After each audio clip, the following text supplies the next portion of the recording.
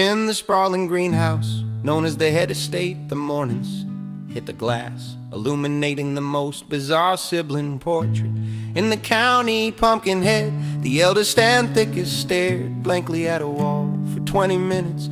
His carved out grin suggests he's still waiting for a thought to arrive nearby. Pineapple Head was already mid-burpee, his spiky green crown dripping with sweat as he prepped for a marathon. No one invited him to high above them in a loft filled with bubbling beakers. Applehead adjusted his spectacles. He wasn't just smart, he was currently trying to split an atom using a toothpick. He ignored the rhythmic thumping of Pear Head, who had managed to fall asleep vertically against a doorframe, dreaming exclusively of hammocks and low tide waves downstairs. The atmosphere turned sharp. Apricot Head stood before a vanity, flawlessly applying gloss. She looked like a doll, acted like a ditz, but secretly held the deed to everyone's bank accounts. A deadly habit she picked up between fashion shoots. She was currently bossing around. Cherry Head, the youngest, who was humming a nursery rhyme while scrubbing the floorboards until they shone like mirrors. Cherry looked 12, dressed like 6, but cleaned with the precision of a forensic scientist. The peace shattered when Carrot Head kicked the front door open, trailing mud and burrs across Cherry's fresh floor. "Move it, pulp brain," she barked, wiping grease on her designer jeans. She was the prettiest of the bunch, but she had the manners of a badger in a blender and the muscle to back it up. The Head family was gathered, God help the fruit bowl.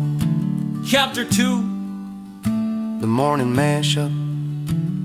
The Head family kitchen was a high-stakes obstacle course of ego and produce. Cherry Head was currently on her hands and knees, buffing out the muddy footprints Carrot Head had stomped across the floor. "Watch it, pigtails," Carrot Head sneered, stepping over Cherry to grab a carton of milk and drinking straight from it. "I'm late for the regional wrestling trials, and I don't have time for your sparkle obsession."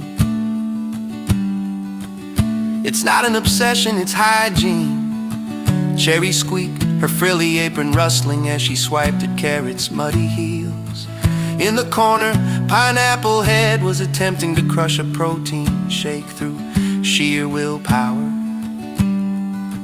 He was bench pressing the kitchen table with Pear Head still slumped on top of it. Pear didn't mind the elevation, he just adjusted his sunglasses and muttered something about the vibe being too loud. The peace, or what passed for it, was shattered by a mechanical whirring from above. Applehead descended the spiral stairs, his goggles smoking. "Family, I require a volunteer for the core stabilizer 3000. It's a simple molecular bonding experiment," he announced, holding a glowing, vibrating syringe. Pumpkin Head looked up from his bowl of cereal. "Is it candy?" he asked, a single drop of milk rolling down his orange rand. "Yes, pumpkin, exactly like candy," Apricot Head cooed, sliding into the room like a silk ribbon.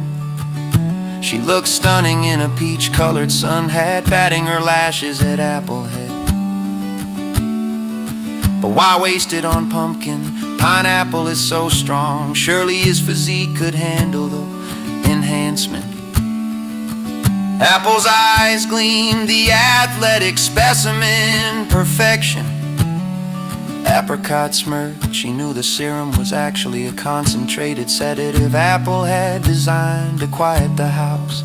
If Pineapple took it, he'd be out for a week, and she could finally use his home gym as a walk-in shoe closet. "Wait!" Cherry yelled, pointing her mop like a spear. "Nobody is experimenting on anyone until Carrot apologized for the mud." Carrot Head laughed, a rough, grating sound. "Make me juice box,"